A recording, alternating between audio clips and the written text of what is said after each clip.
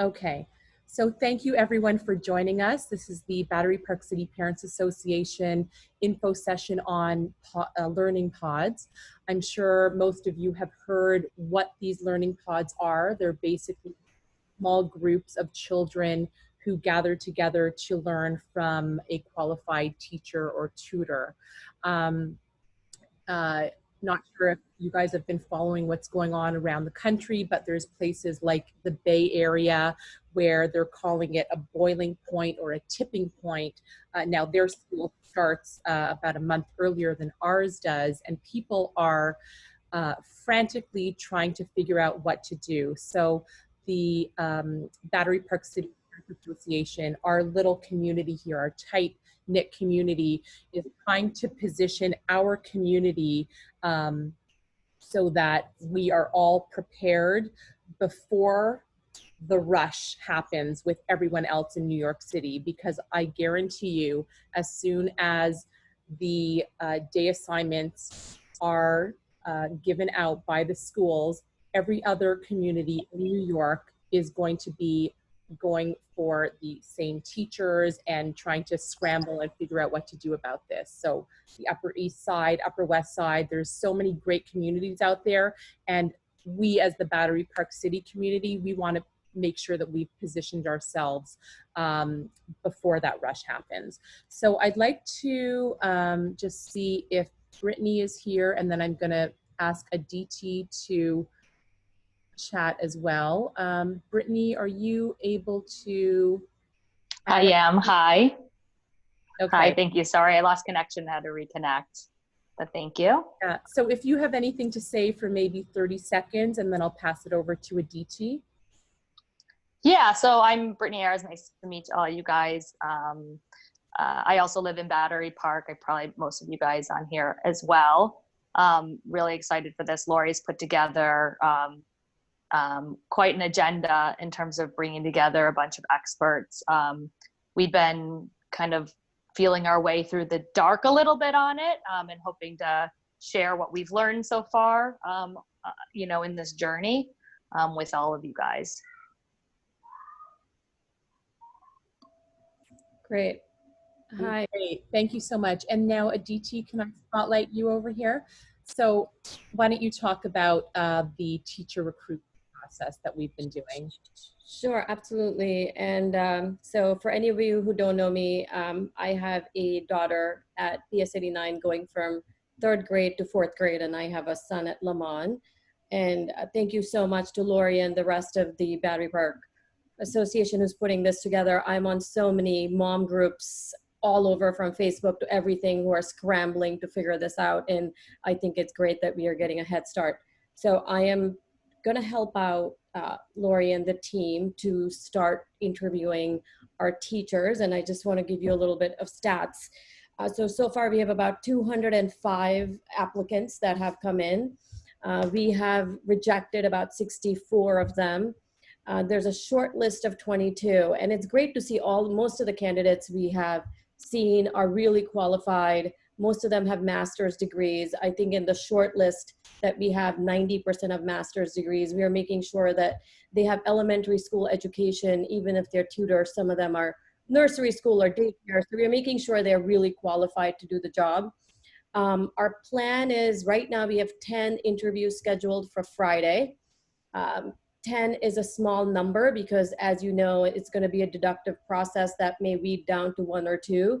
So I have a feeling we're probably going to do 2 or 3 more sessions before we are said and done. But it's looking very hopeful, and Lori and I can answer any questions you have about the teachers. Our plan is to report back on essentially who the short lists are, and we can figure out what the interview process looks like beyond Lori and I.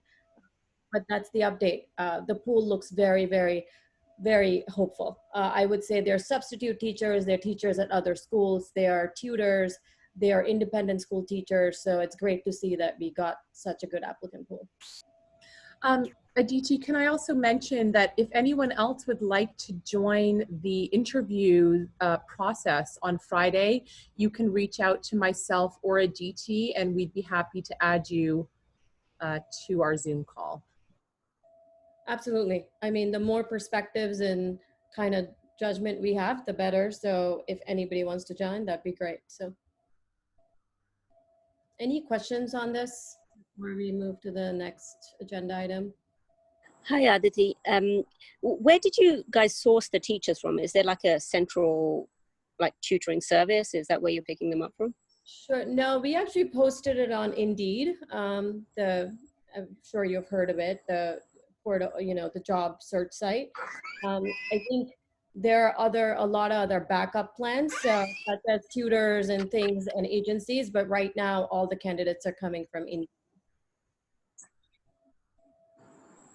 Sorry, it keeps cutting out when you say where you're sourcing them from. Apologies. It's from Indeed. Lori, I don't know if you want to jump in. Oh, Indeed. Gotcha. All right. Okay. Thank you. I think we just wrote up a job description for a general job description for the teachers and posted it around on different sites. I think Lori posted on Indeed, maybe a few other sites as well. And so people have seen those postings as well as on the Facebook page and then applied through the Battery Park, the website. Brittany, by the way, thank you. I just want to give you credit. You were the one who created the job description, so thank you for that. Do we have other questions before the lawyer pops on in about 5 minutes? Anyone else have any general questions that we can answer? Hi, can we just jump in? I don't know. Actually, my name is Anna, and I'm driving right now, which is why I'm just gonna, obviously I'm not using the video. In terms of this job description, given that the age ranges range from pre-K to 5th grade, is it kind of, what kind of hours are you looking for? Have you been asking for full-time, including, you had mentioned something about meal prep, in the survey about lunch being included, so I'm just kind of curious. Obviously it would be that you're focusing on the academic side, but what other things did you include in the job description and what were the hours? Great question. Are they all expecting full-time? I'll answer this question. So what we're doing right now is we're just getting a pool of teachers for our community, and it's going to be up to the individual pods to decide what you want to offer that teacher. So if your pod only wants a teacher from 9 to noon, that's going to look a lot different than someone like that I would need. So both my husband and I work full time. We need not only someone to teach our children, but we also need it like childcare. So for us, we would want someone to end their day at let's say 3:30. So we would need 6 to 8 hours versus maybe a different pod. I know like Karina from the 5th grade wants, half a day. So it's really going to depend on the individual. How are you defining the pods? The pods will be defined by you guys. So what we're doing is we are just trying to help, but ultimately the community will have to, we're going to have to figure that out between us as a community, like how the pods are going to form. You're going to have to help us out with that for sure. We're not actually forming any pods. We're just here as a resource to help with any questions that you might have, legal questions. We have reached out to the Conrad to see if, some of us don't have apartments that can host a pod. So we've reached out to the Conrad. Again, I wanted to thank Brittany for that, to see if the Conrad can give us special rates to use their rooms as classrooms, for example. Got it. And are you open to people outside of Battery Park City? Yeah. If they're in the neighborhood, like Tribeca Financial District? I think so, yeah. I mean, this is our tight-knit community that is part of this Battery Park City Parents Association, but we're not going to discriminate against anyone, but I'm sure all of those communities have this type of situation as well. So, we're just, we're one of many, many resources that are out there. Thank you, by the way. Sorry. Thank you for that Got it, answer. thank you. And can I just ask one more question? I'm just curious, like how many responses you, like, first of all, I guess I'd like to know a little bit more about the association. Thank you for starting. It looks like it started like recently, 2020. And thank you for all you're doing for all of us during this very stressful time. I was curious how many people are part of the actual association, and then how many people responded to that survey? Sure. If you can just give us some of those stats. Thanks. Yeah, so the association actually started in 2015. It started as a Facebook group. Right now, I think there's over 800 people that are part of it. And it's really, you know, North Battery Park City is where the bulk of the people are from. And it's, you know, we're such a tight-knit community because it's really only a few buildings in our neighborhood, and we all seem to see each other every day and go to the same schools, and you know, we're all in each other's lives on a daily basis. It's really, I feel like it's one of the best kept secrets in New York, this little community that we live in. And you know, I think we're all in this together, I think is how we feel. So we're all just trying to help each other out through this. Oh, and it looks like our lawyer, Keith, just logged on. Keith, can I spotlight you? Are you ready to be on the hot seat? Let's see, just a moment. Lori, I have a teacher question. Go ahead. I may jump in. So if I got this right, you're going to have a pool of teachers parents get to choose from. Am I right? Or do you assign teachers to a pod?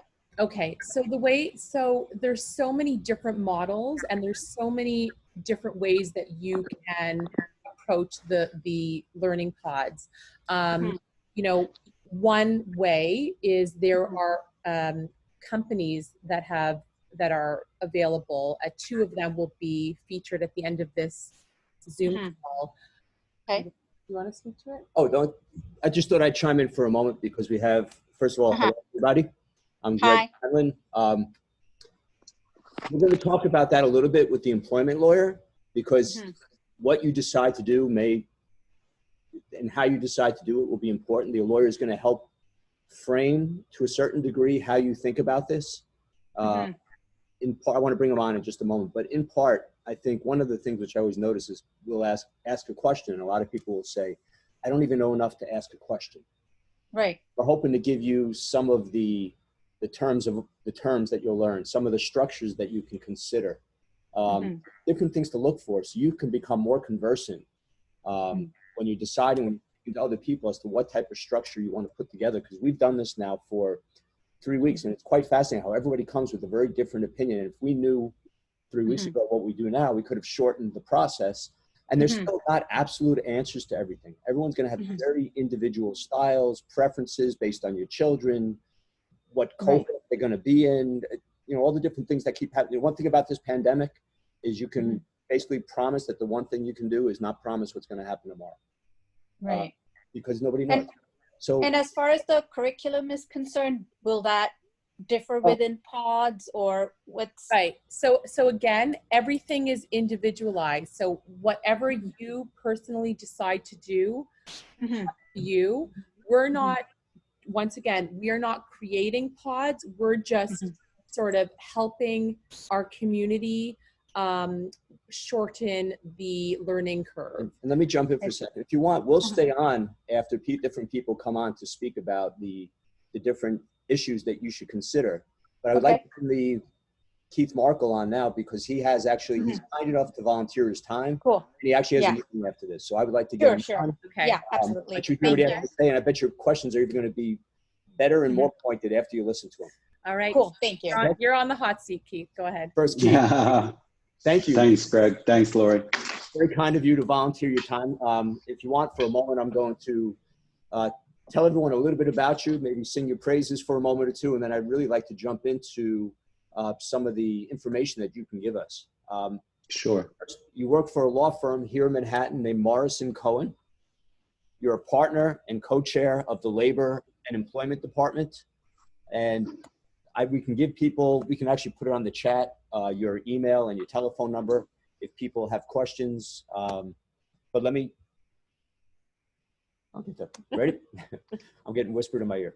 But one of the things which I like about Keith is he's not only the person that helps to create a lot of business arrangements, he's a litigator, which means that if things go wrong or if people are accusing somebody of doing something wrong, he's the man that sees the results of what happens if people don't set things up in the right way, in the right place. So hopefully he's going to help us to avoid certain mistakes. There's no absolutes for all this, but he's going to help you make very intelligent and thoughtful decisions so you'll feel more comfortable in whatever it is that you decide to do. I would just say that he's a man both of experience and ability. And now let me set up the first question if I can for you, Keith. Sure. From our point of view, what we were looking at when trying to decide how to form our relationship with the teacher with three different constructs, three different possible arrangements. The first one was that we would just pay the teacher as an independent contractor. Each person that was part of a pod would send out a certain amount of money to the teacher each week or every other week, whatever it is they decide to do. The teacher would worry about the taxes and everything else, and that would be the end of it. Almost like you're hiring a babysitter or how many people hire a nanny.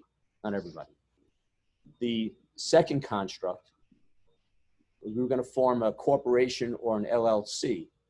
We were doing that because there are issues that you can discuss about whether or not the teacher is actually an employee, whether there's different issues with workers' compensation and all sorts of other things with unemployment insurance, and what benefits it also gives to the people who are hiring the teacher in terms of protection, because you have and when I say LLC, I mean limited liability company or some type of a corporation.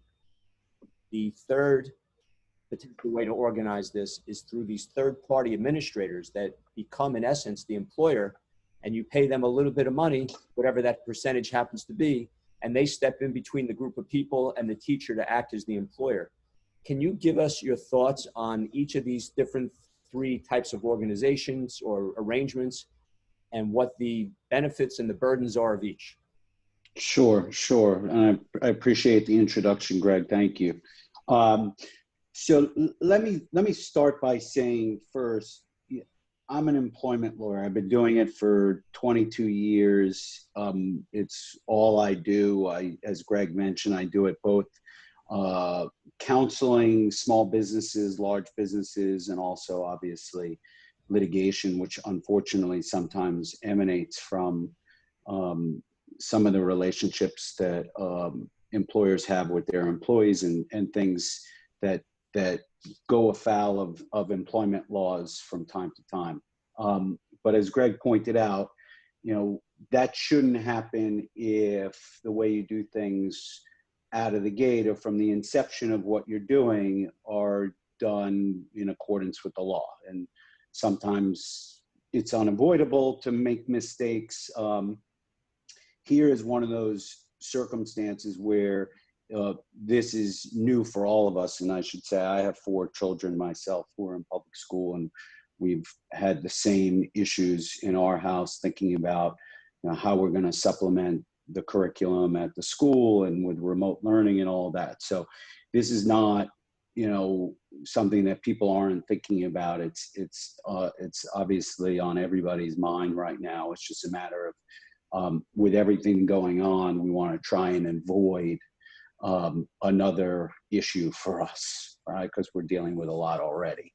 So I'll say this just sort of as the lawyer, caveat to what we're going to talk about.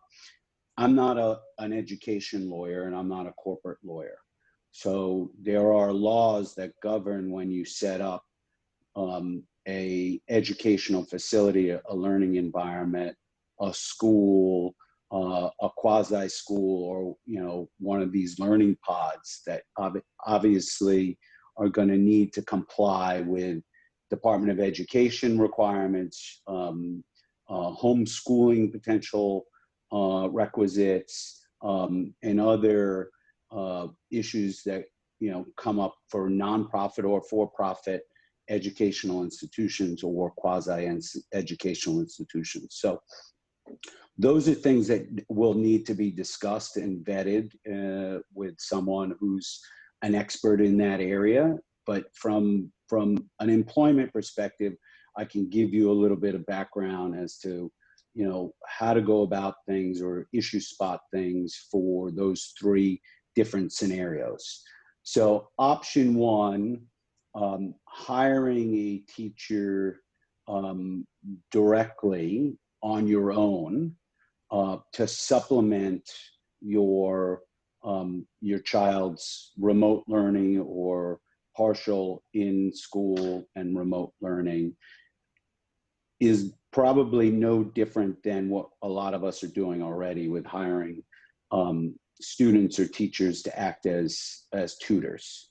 And you can probably continue to do that in the normal course. Where I think things get muddy and where it goes a little further is when you hire someone to essentially work for you full time. And if you're gonna, or if someone's gonna be devoted to you for more than a few hours a week. In that circumstance, they're no longer really acting independently because they're working directly for you. And same goes with if you create a pod and you're sharing a teacher with a number of other families, and that teacher is no longer working in a school and coming over after school to teach your child for an hour or two, but is now devoted every day to coming to your home or to another space that's devoted for the classroom, and you're directing that teacher and the curriculum and how you want to see and shape your child in the pod's classroom, you're most certainly then going to be considered an employer. And the distinction between an independent contractor and an employer, for those who don't know, is there are certain laws that obviously if you're an employer or an employee, you have to be governed by, and certain protections that an employee would get that an independent contractor wouldn't get. Laws with respect to how they're paid and certain policies and procedures that need to be in place and benefits that need to be given, and laws within the city of New York that need to be complied with. And those can be as simple as, you know, posting requirements or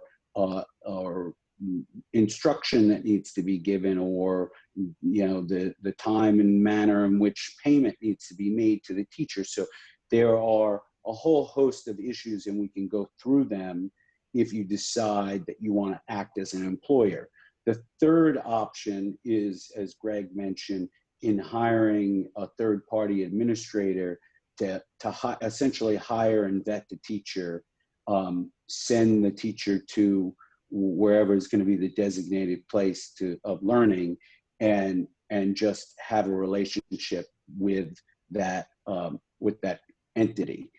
That is probably the cleanest and the easiest for parents in terms of them being considered an employer, having to abide by employment laws, having to have certain insurances in place and things to safeguard your own personal assets so that you're not held liable if something should happen. I know there was some questions as to, you know, what the liability could be. Well, if you don't have workers' compensation insurance, let's say, and the teacher were to trip and fall in someone's home, or there was an accident coming to and from the learning, the place of learning, then those families could be held liable for that. And if there wasn't insurance to cover that, that could be a problem. If the teacher didn't work out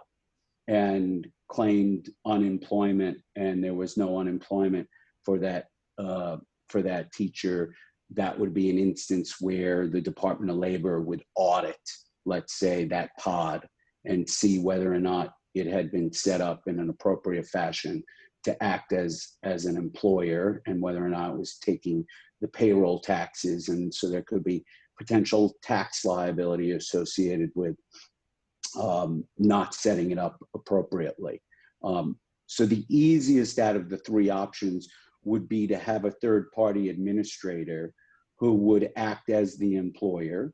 You'd want to have, I think the parents would want to have an agreement with that third-party administrator that indemnified the parents, the pod or who was in that classroom, for any claims that that teacher may bring as a result of anything that could happen during the learning environment, and make sure that there was appropriate insurance, that they were covered as third-party beneficiaries to that third-party administrator's insurance policy, and have the assurances from them that they're complying with all the requisite employment laws.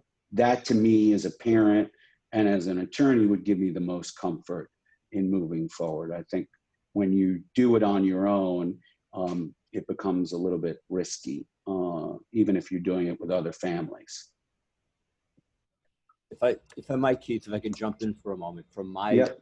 I also happen to be an attorney. I don't live in his world, but once in a while it bumps into mine. One of the things that may happen is if a teacher happens to, if you decide you don't like her and you end the relationship, or if the teacher gets hurt, regardless of the reason, she may not be working for you anymore, and she may apply for unemployment benefit, workers' compensation benefits, and not done in any bad way, but that sometimes triggers the New York State agencies to begin looking at what was the relationship and who should be paying for whatever benefits that the teacher is entitled to. So that's one of the things that you need to think about. And all these insurances that we talk about, unemployment, workers' comp, they're not incredibly expensive. They're really pretty cheap. But it gets complicated when you have to get a lot of them. And so these are reasons why you may want to think about a third-party administrator, which so far we have seen ranges in between about 10 to 25% of whatever the teacher's salary is going to be that you agree upon. Yeah, I think that's correct, and you're flagging the issues, which is it doesn't necessarily have to be something that's overt, like an injury or a claim of let's say harassment or discrimination. It could be something very subtle that triggers an audit that gets the Department of Labor or the Department of Taxation inquiring and sending notices, and then you have to address those issues. And if you haven't complied with the requisite employment laws, then they're going to issue notices for penalties and fines, and potentially shut you down as well. All right. Does anyone have any questions? We have time for a few, just to keep it limited. Yeah. We have somebody else coming on in a little bit, and Keith also has a meeting which we want to make sure you get to, because we promised we would let you do that. Thanks, Greg. No problem. So do we have any questions from anyone? Let me see if there's just a moment.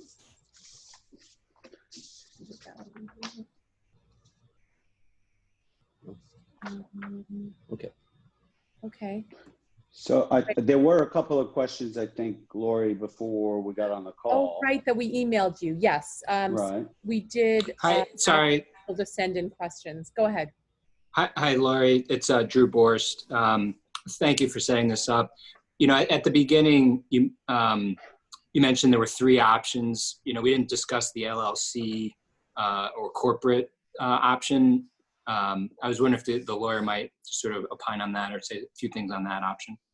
Thanks. Well, I'll say that, I'm not a corporate lawyer. You certainly can set up an LLC and create an entity amongst the parents. How you set up that entity also would obviously have to include what happens if it doesn't work out and how that entity is dissolved. So you'd have to work through those issues. If parents wanted to pull out, they were unhappy, how does the entity move forward? The biggest concern that I have in thinking about setting up an entity for this purpose is whether or not you're going to be creating something that the Department of Education is going to see as a school, and whether or not you're able to qualify for that purpose. And I know the Department of Education has a whole host of requisites online with respect to homeschooling and curriculum and requirements related to that. And I think, there are requirements, and I'm not an education attorney, but there are requirements with respect to, whether or not you set up a learning institution and how that goes about, either for profit or not for profit. So, when I was talking to Greg earlier, setting up that LLC, might actually hurt you rather than help you in that circumstance. If I might add one other practical thing, when you set up an LLC with a corporation, you're doing it with a number of parents. So you're getting into a business arrangement with them. And what we've noticed is different parents have different considerations depending on who their employers are and who they're going to suddenly become partners with in business. And sometimes it gets complicated in terms of what's the agreement going to be, what happens if somebody wants to pull out.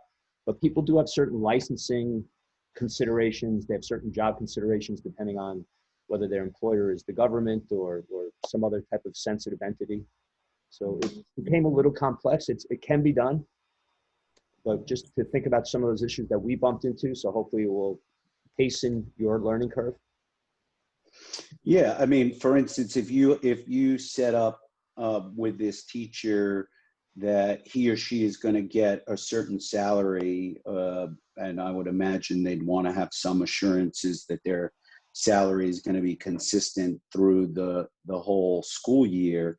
And there are parents that decide, at some point that they're not happy with the education they're getting or the instruction they're getting, and they decide to pull out.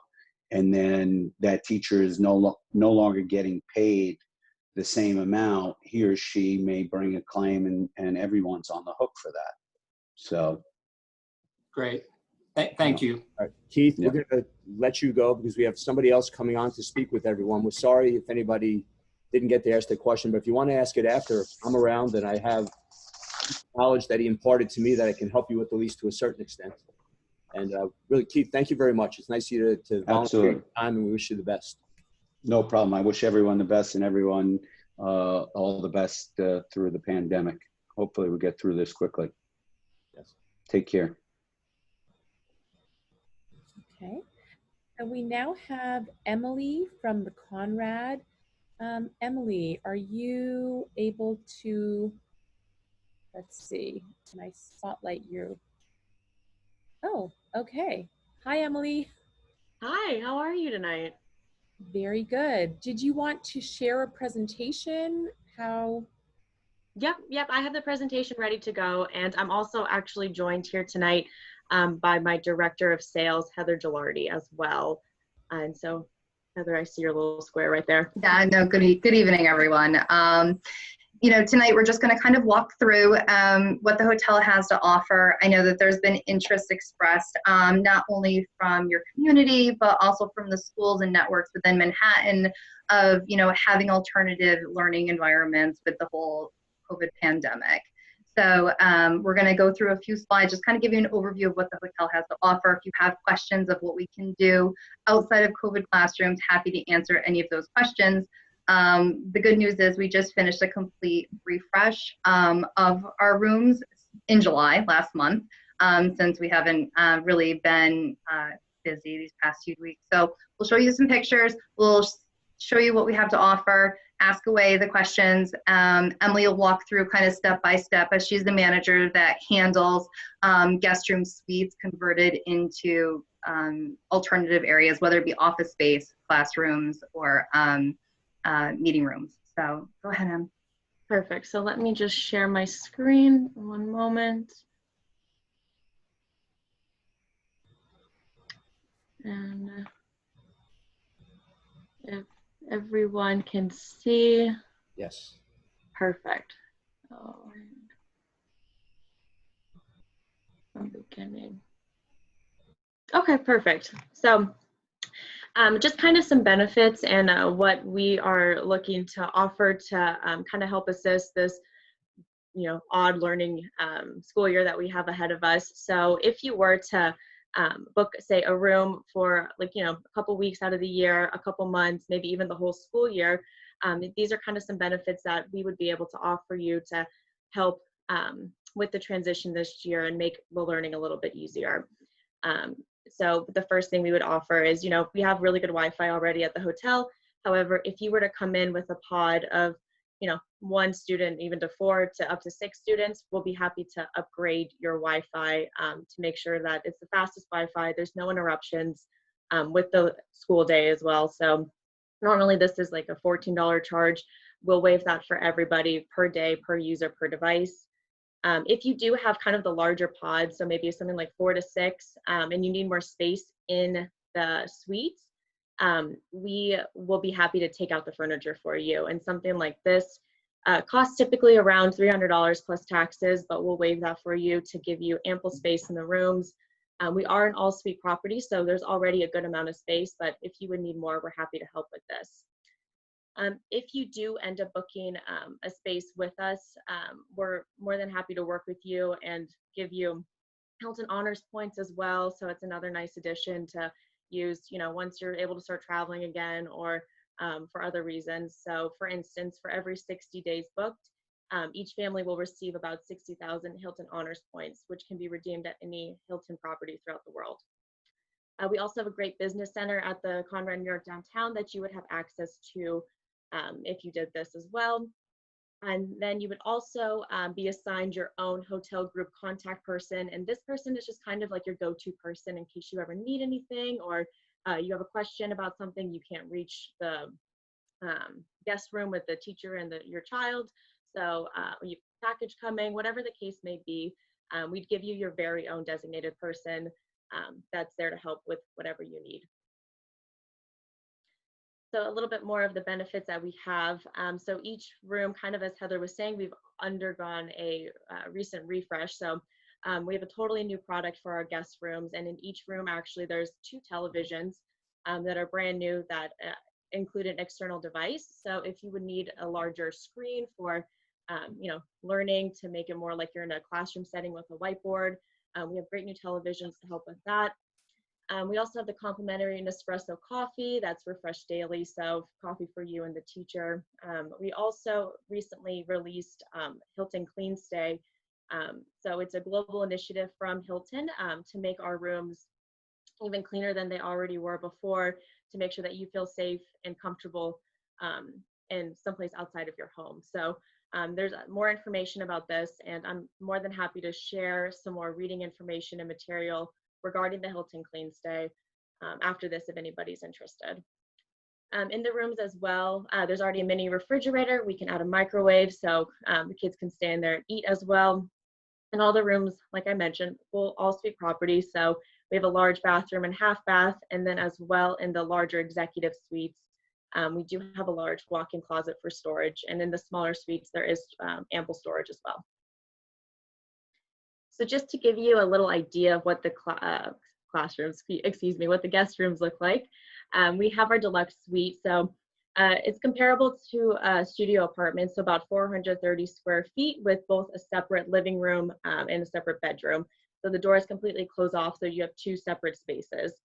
It also includes the 2 TVs, the wet bar, and a large bathroom and lots of desk space. And then the other room that we have set to use for the micro classrooms is the executive suite, fairly bigger than the deluxe king suite. This room would be good for about up to 6 children. Also has lots of space, has the 2 separate rooms so that you have that kind of separate spaces and not everyone's crammed in the same room all day. And this one also, the benefit to this, it does have a large walk-in closet. So if you were to stay, maybe a semester or a little bit longer, you have lots of storage space, so the teacher can store equipment and other things they might need. So these are the 2 rooms that we kind of have in mind, and the prices for these will start at about $189 per day and go up to $249 a day. However, please always feel that you can come to us if you have, something maybe out of the ordinary, or you only need it for a couple days a week. We're more than happy to work with you on pricing and kind of find a way to make it work for you, yourself or your pod that you're with. And that was all the slides we have, and we're more than happy to answer any questions that you have now.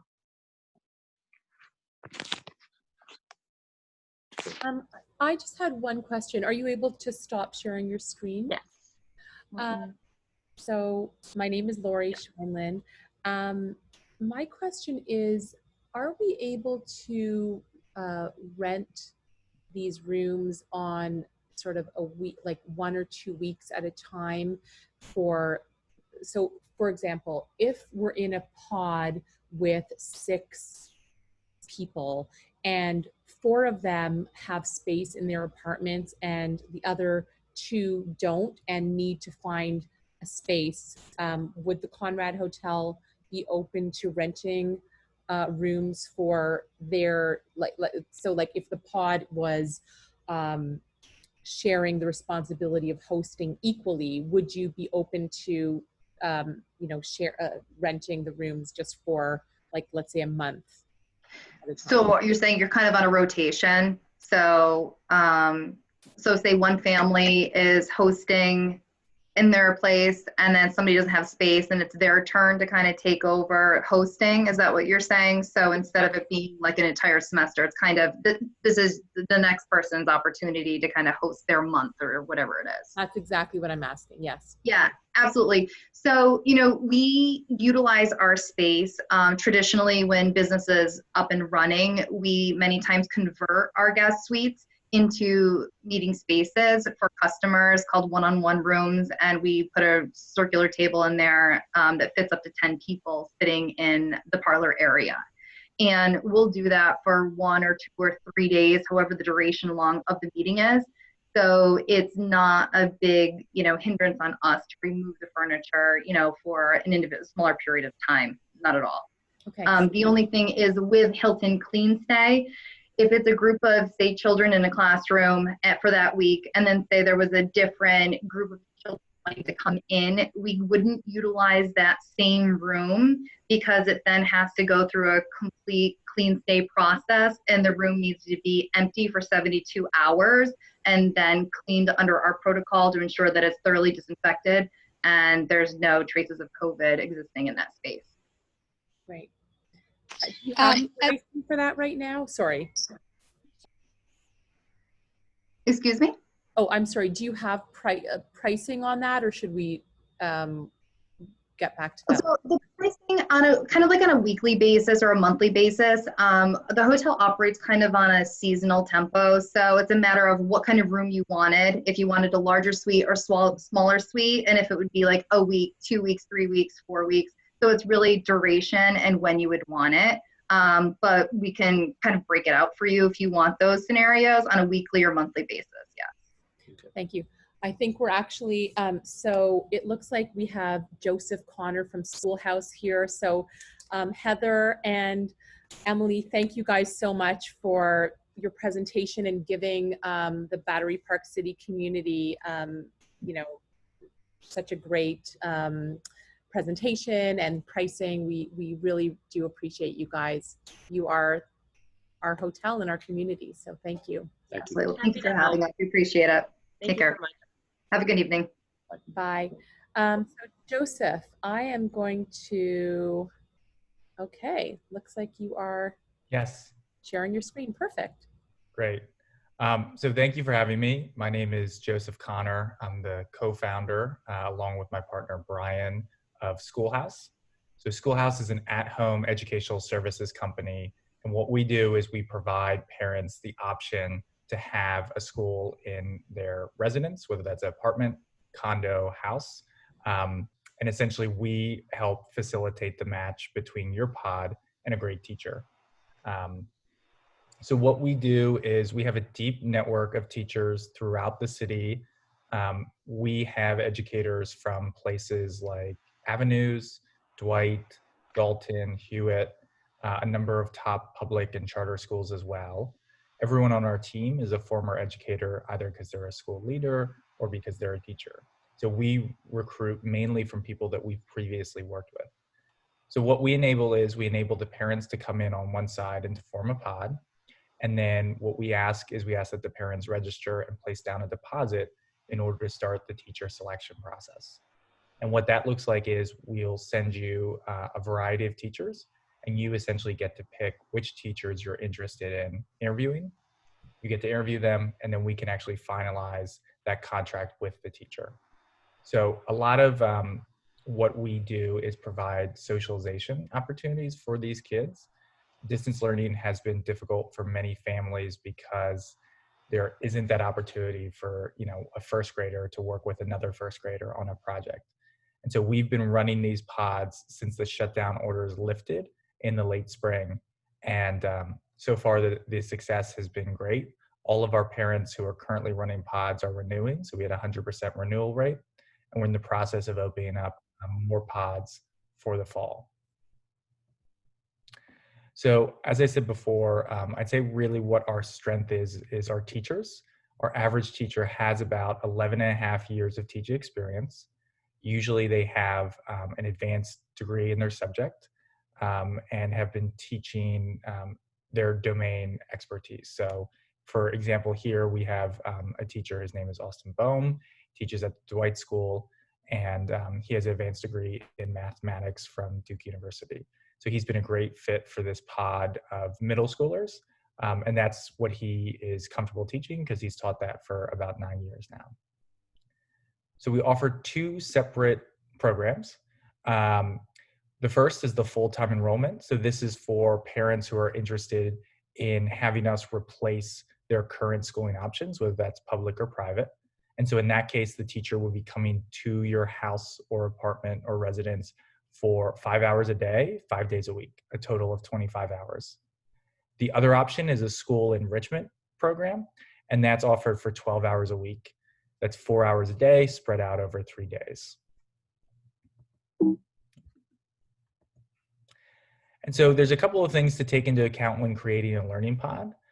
We have a fair amount of experience doing this, even though it's a new type of learning modality.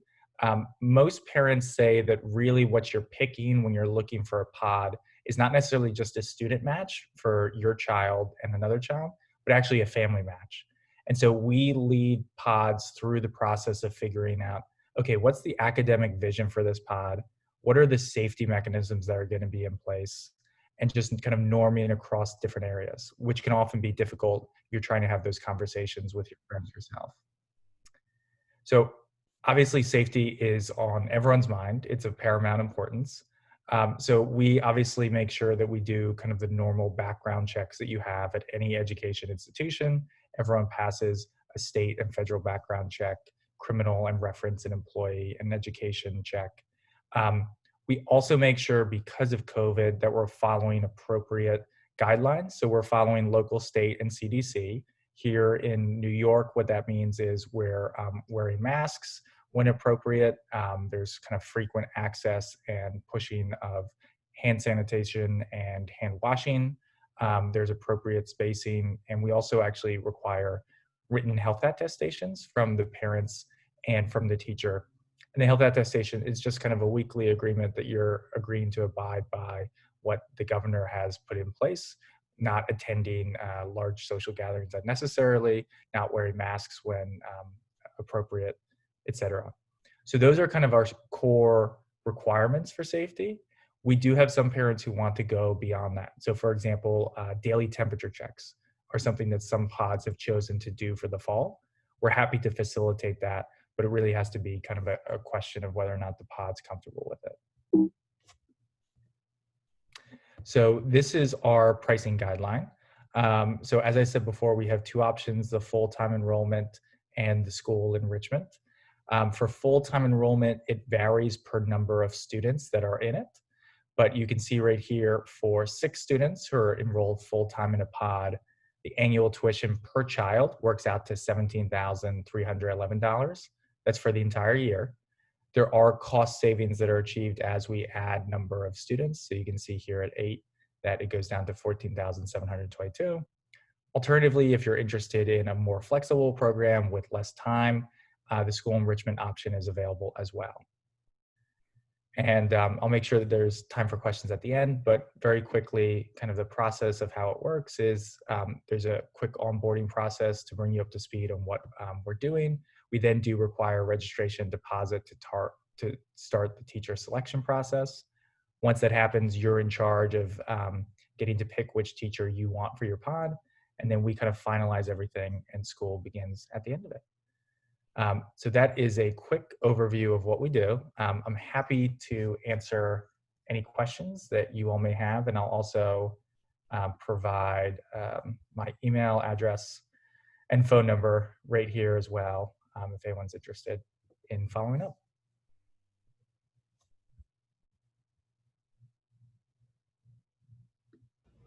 Are you able to stop sharing? Oh, perfect. Great. Joseph, can I start with a quick question? Absolutely, Greg. If the pods have a teacher that they like, can they bring that teacher over to you, and then you can incorporate that teacher into your business model? Great question. Yeah, the answer is yes. We've had pods do that, both in Manhattan and in Brooklyn. The parents know a teacher possibly through a personal connection. Happy to do that. On our end, what that means is we'll hire the teacher as a full-time salaried employee with benefits, provide them with workers' comp, all of the other types of insurance that are necessary, onboard them to our system, and make sure that they're provided with ongoing support throughout the year. And do you have a certain percentage that you would add on to the teacher's salary? If we negotiated or we found a teacher that told us they'd be happy to teach for, X salary, right? What would it mean then if we brought you on as somebody to help us with the administration for the teacher? Right. So important thing to remember when negotiating salary is that we are hiring our teachers as full-time employees. So we are providing benefits. So the benefits go on top of the salary. And then in addition to that, we do charge administrative fee. It works out to about $1,800 per child. And that's to help us with things like the insurance that we're paying for, the ongoing academic support, curriculum planning, et cetera. And when you say $1,800 per child, that's over the course of the year? That's over the course of the year, and that's built into tuition. Okay. Yeah. We just heard, hi, Joe, this is Brittany. Hi. We just heard from an employment lawyer who just presented on this, talking about different options that we could go with. And one was kind of have someone that serves as the intermediary between you and the teacher, which is kind of your model. Yes. And one of the things that he mentioned was getting some kind of, and I'm not a lawyer, an indemnification waiver from you guys to the families. Is that something that you guys do provide as your standard contract with families? Yeah, so great question. I actually am happy to say that I am an attorney. So I started off as a public school teacher and then actually worked as an attorney for 5 years at a firm, mainly in the education and legal space. So what we're doing, I would say, is twofold. The employment lawyer was right. There's going to be an indemnification in the enrollment agreement. In addition to that, we have a commercial liability policy, which will cover most incidents that happen in the household. Also, we're providing workers' comp and disability, which is required under New York state law. So between those three policies and the indemnification, your rights will be protected. And is there any other, considerations considering COVID times, right? Normal times, it's like someone trips and falls. Yeah. Yeah. So, no, COVID, it's a good question. COVID generally kind of falls under, any other kind of what you would consider a communicable disease. So obviously it's a pandemic. And I think in terms of just safety procedures that informs us, but from an insurance point of view, that's a risk that we can contract for.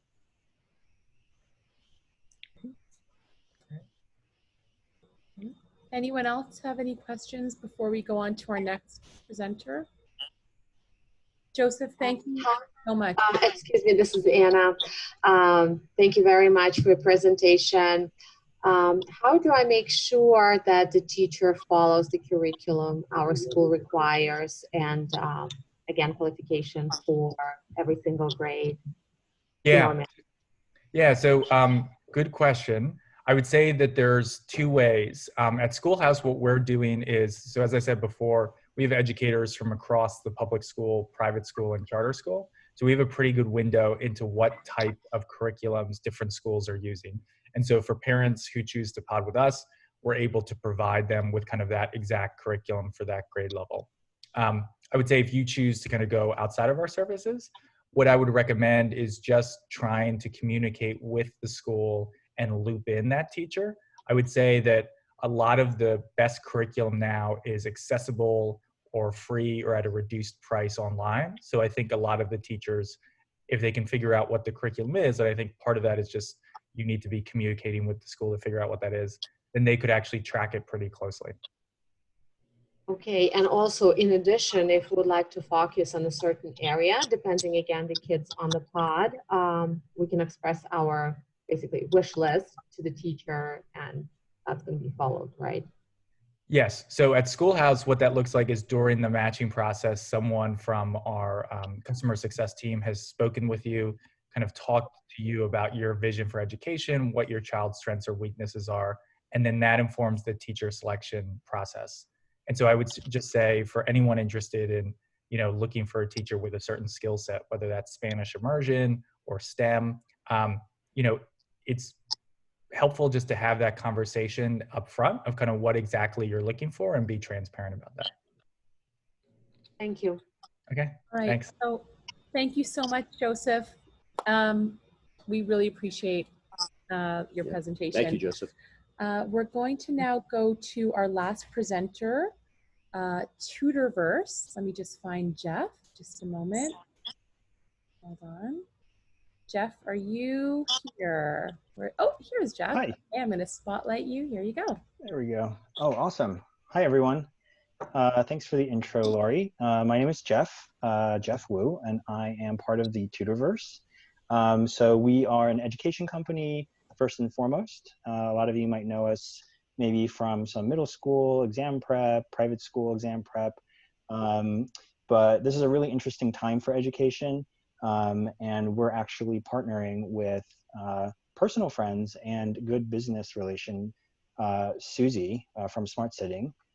Susie, if you can give a wave. I'm not sure if, oh, there we go. Awesome. Yeah, so Susie runs Smart Sitting, which is a really popular professional caregiving and babysitting organization here in New York City. So what I'll do is I will run through our proposal really quickly, just so everyone can see sort of what was provided to the board, and then we can do questions at the end. Does that sound like a plan to everyone? Okay, awesome. Getting the thumbs up. So I will go ahead and share this screen.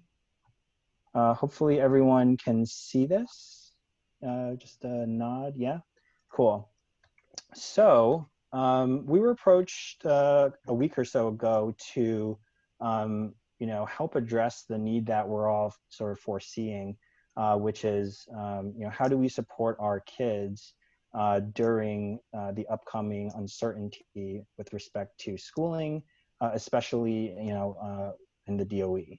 So when it comes to public schooling, how are the kids getting, the attention that they need, the supervision that they need, the kind of support that they need academically and also socially. And so in talking to the parent group, we sort of whittled down to two main, needs, right? The first being, how do I organize and how do I find a pod if I don't have one? And then two, how do I get a teacher? How do I get an educator, someone who can actually come in and do these things that I want? And so that's sort of the lens through which we looked through this issue and came up with two solutions. So what we are going to talk about is sort of a two-step process, which is one, getting planned, getting organized, getting things figured out, and then two, finding a person and then employing them, whether it is on your own or through an agency like Smart Sitting. And so that's sort of where we're going to go in the next few minutes. And I guess if possible, we'll save questions for the end and do a little Q&A session where Susie and I just jump on, and whoever has questions can answer, can ask. Excuse me. So really, what we've determined is that families are in a lot of different places right now, and that's a function of a lot of different things. Not least of which is the fact that we're not sure, exactly what our school schedules are yet, and what might happen if things, reopen or go back to, full remote. So, we're not really sure, and there's a lot of uncertainty around schedules, experience, and regulatory compliance requirements. So, we have spent quite a bit of time thinking through what all of this means. The Tutorverse has done a lot of group programming before that requires compliance with the Department of Health and the Department of Education. Smart Sitting does a lot of corporate work for their corporate partners. They also work a lot with private individuals for nannying and long-term care. And so we've came up with two solutions. Because some families are, just beginning to think about pod learning, and others have already figured out sort of what it is they want to do and what it is they're looking for, we think that these two solutions would be attractive to that whole entire population. And so we would either provide the planning and placement services, which means helping you find a pod if you don't have one, helping you think through what it means to be in a pod with other families, and then help you figure out what kind of educator you're looking for and what kind of service you need. Are you looking for someone to really go through the curriculum in depth? Are you looking for someone to, play games and just hang out? Are you looking for someone who, has a PhD in astrophysics? Or are you, open to a different kind of educator? So once we sort of have those conversations and get organized, we will help you find that person. And that's where our placement services would come in. And that's where we would partner with Smart Sitting to work out some sort of employment arrangement. And that's where we get into this fully outsourced service where we really take care of everything soup to nuts. Essentially under option 2, what you would end up with is an experience where you sign up, you get placed into a pod, you choose from a certain number of educators who we think would be a good fit for you.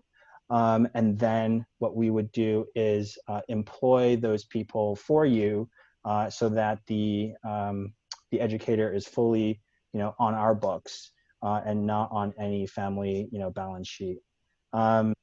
So that means taking care of, everything from the payroll taxes to the, employment filings, workers' comp, insurance. I sort of caught a little bit of the other presenter towards the end. So that same sort of, logistical compliance. So this is more about, what I had just discussed basically, which is, planning and creating info sessions to make sure expectations are properly communicated and properly understood by everyone joining the pod. The last thing we want is, for, 6 parents to get together and, to think that we're on the same page and then turns out we're not. That would not be great for, everyone. And so what we're really trying to do is be the person to, help organize and help you think through the different dimensions by which you might construct a pod.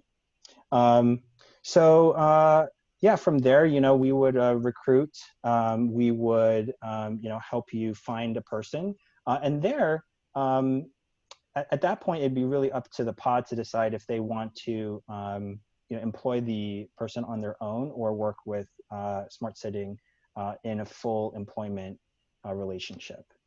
So here again, that just means ensuring the necessary insurance coverage, administering payroll, remitting taxes, regulatory filings, etc. And so this takes us to our pricing estimate. So essentially, we have two options under the full service engagement per pod. So this would be split across the total number of families per pod. And so a full week pod would be defined as one where it meets 5 days a week, and a half week pod would meet 2 to 3 days on an alternating basis. Again, this covers everything from the planning phase to the recruiting, to the placement, to the implementation, to the operations and the ongoing coordination that would be required to make this a really successful collaboration with your child's full-time teacher at their school. And if we choose not to go down the full employment route, we can actually just provide the planning and the matchmaking services.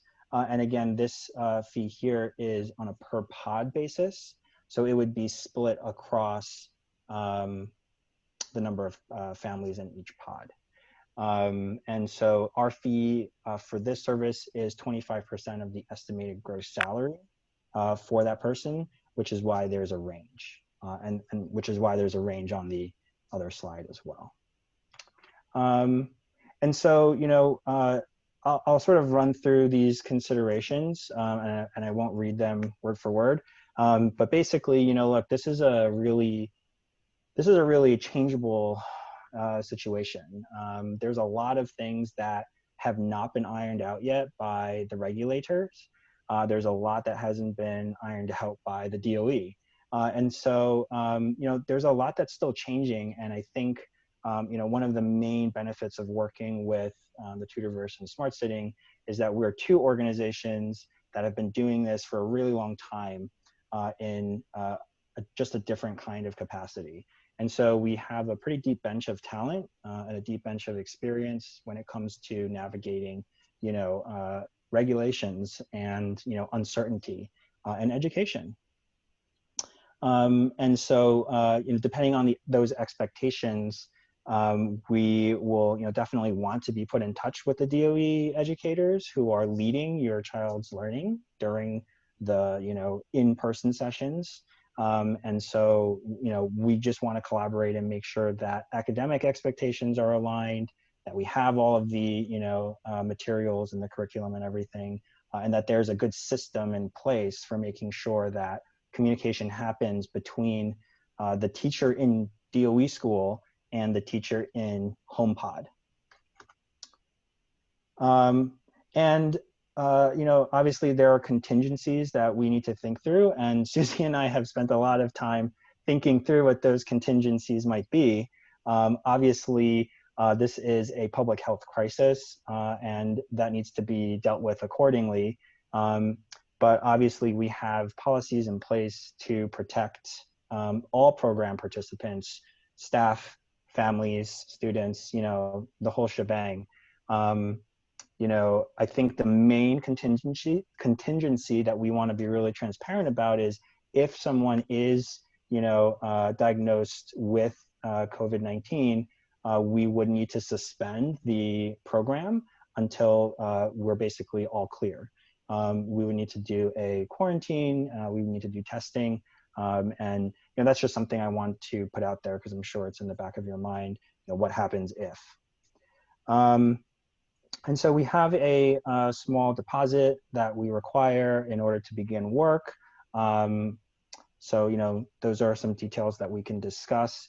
But for full service payment, that payment would be amortized over the course of 8 months, which is essentially just payable every 2 months. So I know we're sort of putting the cart before the horse a little bit with that, but yeah, that was it. I wanted to just speed through it. Hopefully that wasn't too much, too quick. But yeah, Susie and I would love to take any questions that people have.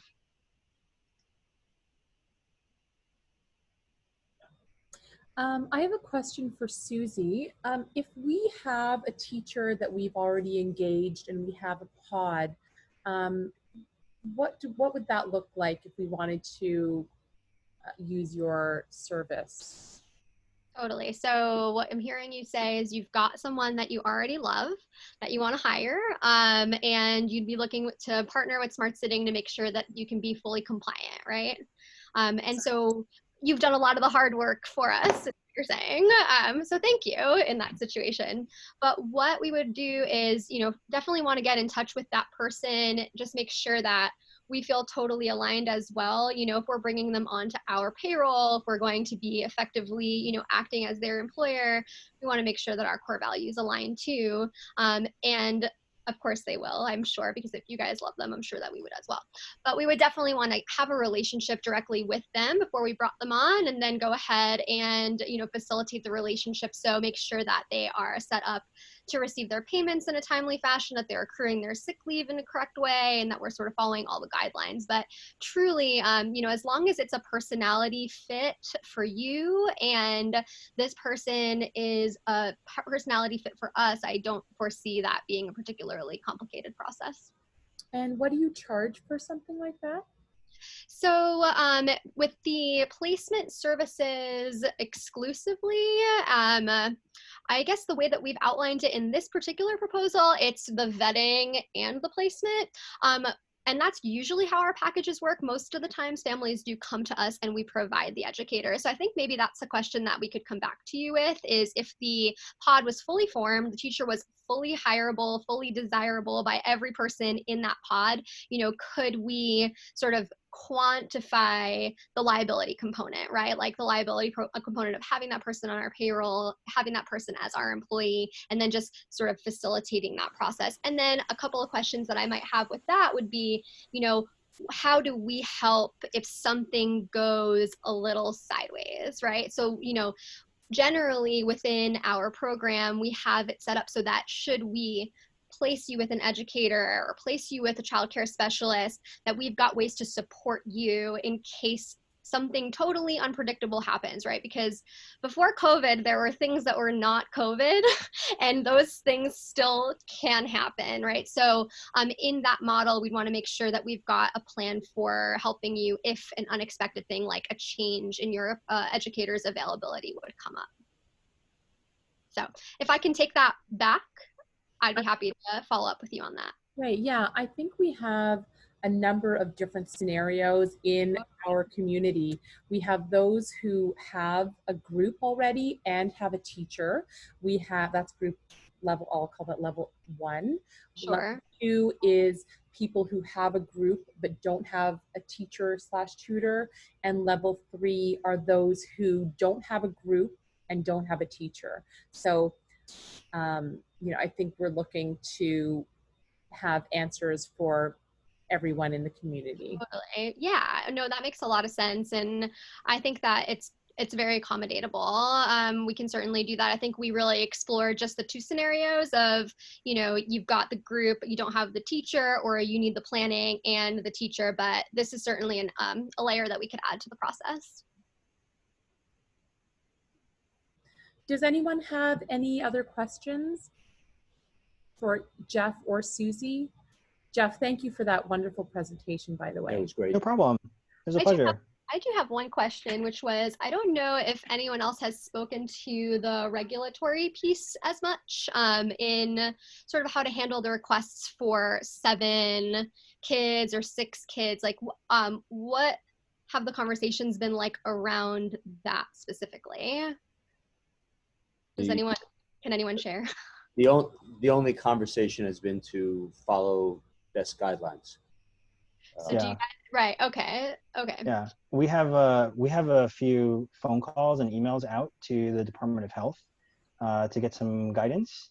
And depending on how those emails go, we will be following up with the other agencies, the Office of Child Services, and just to figure out really exactly what the parameters are that we need to operate under, because there might be, certain thresholds that we want to be careful of. There's certain numbers and ratios that we wouldn't want to trip. And so it really, it really does depend. Yeah. Right. Yeah. So, especially like in these, and there are ways to sort of navigate around it. But I think ultimately what I'm just wanting to highlight is that currently there is no exemption for any of these like family daycare licensing or other things that would be required in instances where many children are getting together on what the Department of Health would call a regular basis. So it's just something that's not to be overlooked, because there are ways to navigate it in that are, I think, more advantageous and less risky from a regulatory standpoint. And I think we've got calls into the DOH, every day this week asking for, are they going to change anything? But if they don't, we've got ways to be prepared for that. And some of the things to consider in those cases could be, are there sibling groups? Like, could that affect, how a pod is created in order to, go get through some kind of a regulatory issue? Or, is there a parent present on site or two parents present on site that would sort of dissipate the daycare like group because of the way that it's set up, where it's one person taking care of these 4 to 7 children. So just want to keep it in there. That's something that's very hot on our issue. Whenever we talk to families, we're talking to families about this every day. And that's the biggest one. It's like, let's not accidentally get shut down for being a daycare, right? Because that would be bad. It would be so bad. Yeah. But yeah, oh, go ahead. Yes, I do have a question. So if we're talking about half a week, which is 2 or 3 days on alternating schedule, what are the hours and how would the typical day, for example, for second grade would look like? Because obviously we're not in school, right? Where we can go to the yard and run around. So how does it look like? And when do you start usually and when do you finish? So this would depend on the pod. And so typically what we have planned for right now is an engagement that runs from about 9 to 3 p.m. So anywhere for, let's say 4 to 6 hours during that time. And it would be something that the pod would need to agree to in advance so that we can schedule the right educator. In terms of the actual day-to-day, again, I hate to say it depends, but it depends because it really, we need to understand what your goal is for the pod. Is it primarily childcare, in which case we can go outside and we can play and we can watch movies, or is it primarily academic, or is it somewhere in between? Because if it's primarily academic, then what we will do is find an educator who is going to be really well versed in second grade curriculum and go through the math and go through the ELA. And have some fun breaks in between, maybe go outside for a little bit. But it's something that is completely customizable for each group. And to Lori's point, I know that there are a lot of different pods and different families in a different position right now in terms of not only their planning, but also their expectations and what it is that they're looking for. And I think the main takeaway I would leave with you is that if you are looking for something like that, something customized and something that isn't sort of one size fits all, we can certainly accommodate that for you. We just need to know what it is that you want, which is part of that sort of planning process, right? Does that sort of answer your question? Yes, thank you. So it's all going to be, I just basically also wanted to know when you say half a day, what is it, 9 to 12? Right. What half a day also entitles for you? Yeah, it's about 4 to 6 hours. So it would be 4 to 6 hours, and the person would, come on, let's say Mondays and Wednesdays and work with your pod. And then if the next week it's, Tuesdays and Thursdays because of alternating days and schedules, then that's what it'll be. The tricky thing is that every school, the principals have so much discretion in how they handle reopening and scheduling that, finding a pod with an accommodating schedule is going to be tricky if you're looking outside of your home school, as it were. So, that's something to just think about, when you're forming a pod. Okay, thank you. You're welcome. Anyone else have any questions? Jeff, it's Greg Scheinlein. I want to ask you one quick question. I'm not sure it may be the same answer as you've already given. Sure. But a lot of us have kids, and we don't even know yet which days they're going to go to school. So we don't even know who's going to be in what pod. Yes. And what we're thinking about is when somebody's in the third grade class and they know that their kid is Monday and Wednesday and somebody else's child is Tuesday and Thursday and alternate Fridays, that maybe those two groups can get together for one teacher. That's exactly right. So the way our half pod pricing works is it presupposes that.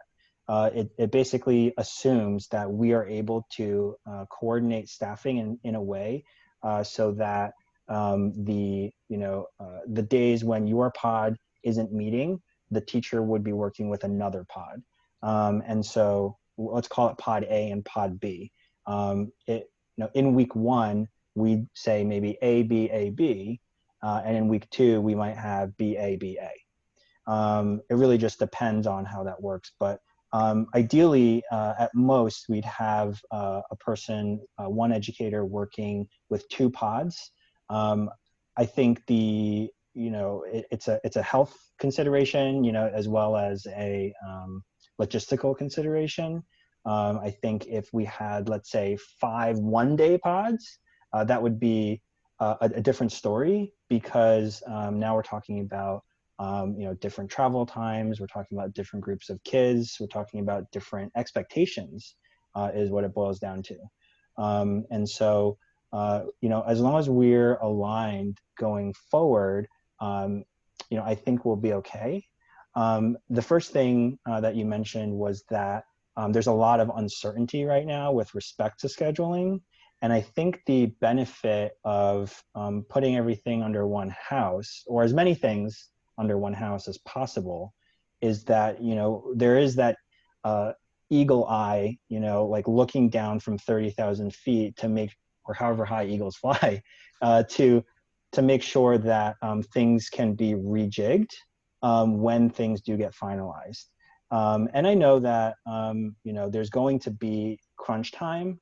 There will be this planning, and then, okay, 20% of that goes out the window because we have to pivot because of a last minute change. And we're prepared for that.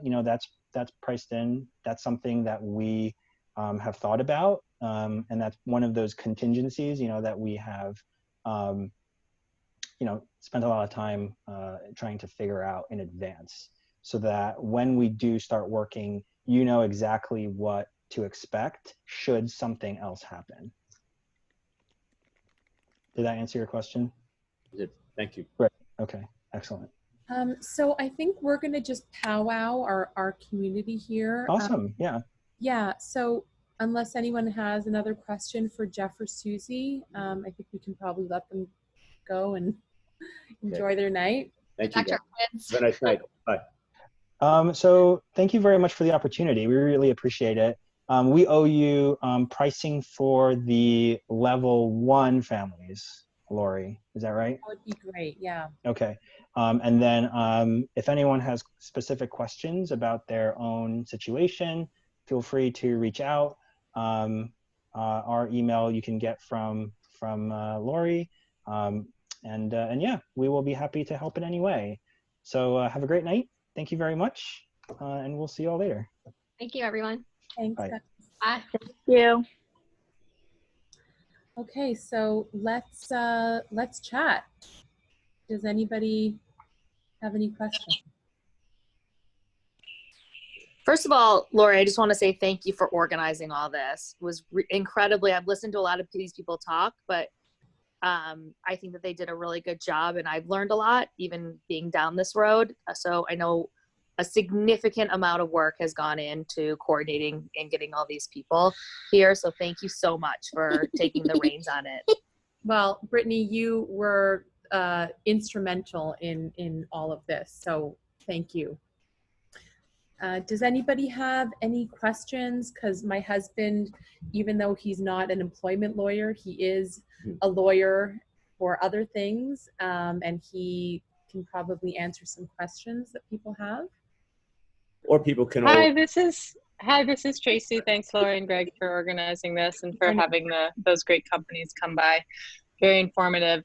Having yet to have a child in the public school system, I'm just wondering what, in the event that we have pods for our children on the days that they're supposed to be learning virtually, how is the school going to respond to that? In essence, the children being absent, is that going to be a problem, do you foresee? Thanks so much.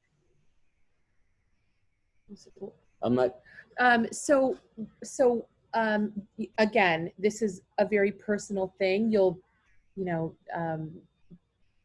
Everyone is going to do things differently. I think most people will be still enrolled in the local public school. So for example, our children go to PS 89.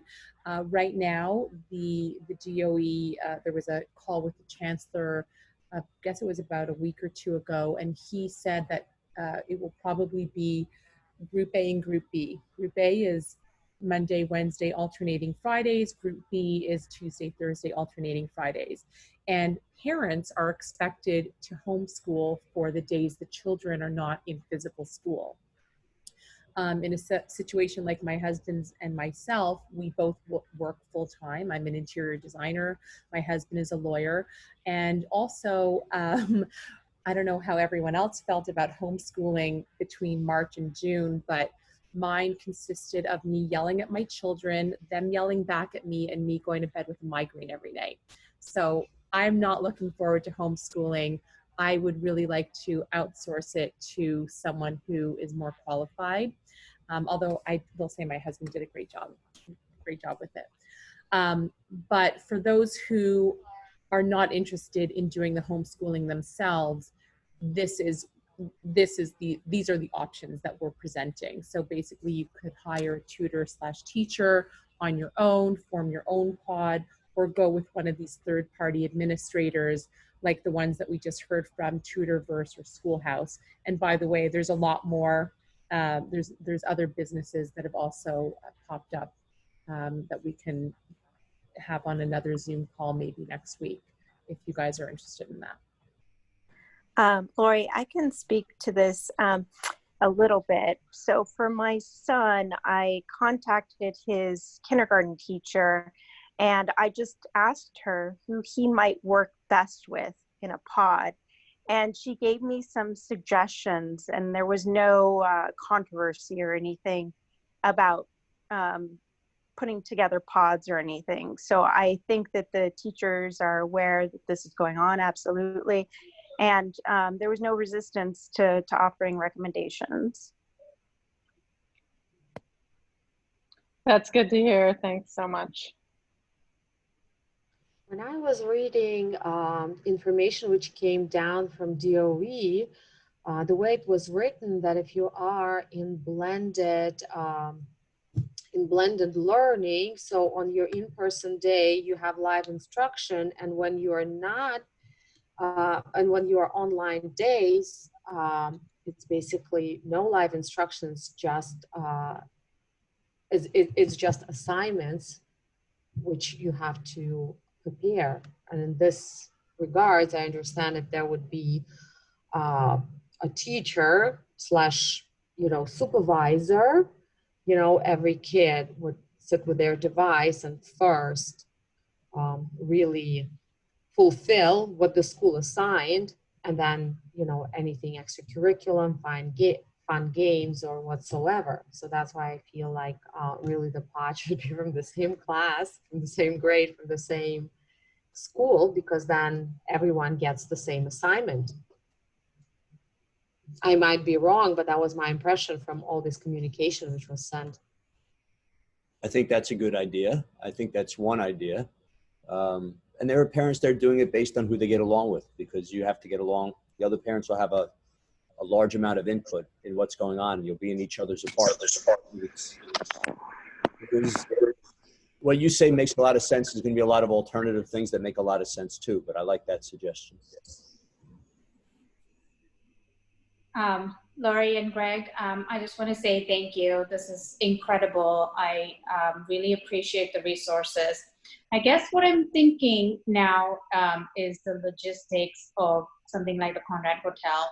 You know, if in our pod, none of them have, you know, a space and all of us depend on the Conrad Hotel, how do you book, like, do you book rooms for the whole semester? Do you do it every week? What's everyone's thoughts about? Yeah, so I think they do have plenty of rooms, but if you think about it, you know, we had about 100 people, 100 children who are interested in the learning pod model from the survey that we sent out. If there are 100 people, 100 students, and we're in the 50% learning model, which is the one that's anticipated by the DOE, that's only 10 pods, or sorry, 10 teachers, or 10 hotel rooms, or, you know, so if you think about it in that way, it's really not that many, because, you know, so if you have, let's say, 4 to 6 kids per pod, and you have one teacher that you've hired, that teacher is seeing the entire week 10 kids, 4 to 6 each day, and that hotel room could be booked for the entire week. But the question that I asked the person from that was representing the hotel was, you know, does it need to be booked for the whole semester? And she said, because, you know, some people do have space in their apartments and some don't. So we're really trying to figure out this situation for every possible scenario. And some buildings may have a common room that might accommodate at different times. It's, you know, this is just one option of the many options. You know, what happens, you know, it may just be that you use some of the larger apartments of the parents, and the other parents have to pick up or carry their weight in a different way. I don't know what that's going to be. But if everybody talks about it, you'll come up with hopefully some great ideas. Yeah. So this is Brittany. I've been talking to the Conrad Hotel, and they certainly are, and Emily's been wonderful and super excited. I would say they sent me their revised pricing today, and between me and a bunch of people on this call, I think it's quite high for a hotel that's largely going to probably sit empty for the majority of the year, with about 500 rooms. So, you know, I sent them comparables, which, you know, a studio is now going for about $2,400 a month, and a large 1-bedroom, $45,000 to $5,000 a month. So, and there's certainly other hotels too in the area that would love to have that type of business. So I wouldn't just limit it to one. Yeah, and also remember, I heard her distinctly say, call us up if you have a different idea. And saying what you're saying. So to me, that's an invitation to negotiate. That's right. Now, the other thing is, you know, we as a community have buying power. So if we all decide as a community to approach Conrad or another hotel, or, you know, if we do it as a community, we have a lot more power, right? Yep. If we say we want a number of rooms, right, all at once, might go. Yeah. So as we get new resources, where would you be posting it? On the BPC Association website, or is it going to be in the Zoom meetings? How do you plan to keep us updated with the new resources? Well, anyone who is interested, are you on the WhatsApp chat? No. Okay.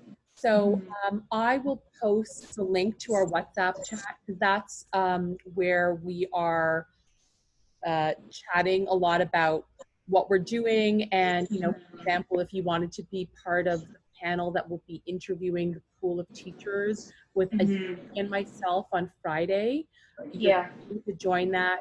You know, once again, this is a collaborative effort. I'd love to help in any way. I love what you guys are doing. I'd love to help in any way. We're all just trying to figure it out. So it's not one person's opinion that's, you know, going to lead. It's really a collaborative thing. Right. So the link will be in the I'll send it right now. And just in case anyone who doesn't know, a lot of the people that were speaking, we posted their information in the chat. So if you look in the chat, you can pull up a lot of from the lawyer to the people that spoke, from the third-party administrators and the Conrad Hotel. Yeah, I still need to do that. I will do that. And we'll post it in a couple of different places, WhatsApp and maybe on your website. Yeah.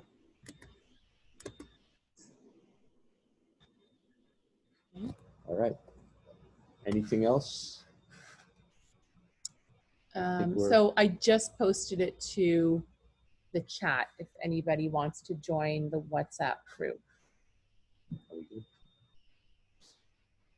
All right. Yeah, anyone else, or can we end the call? I think that's it.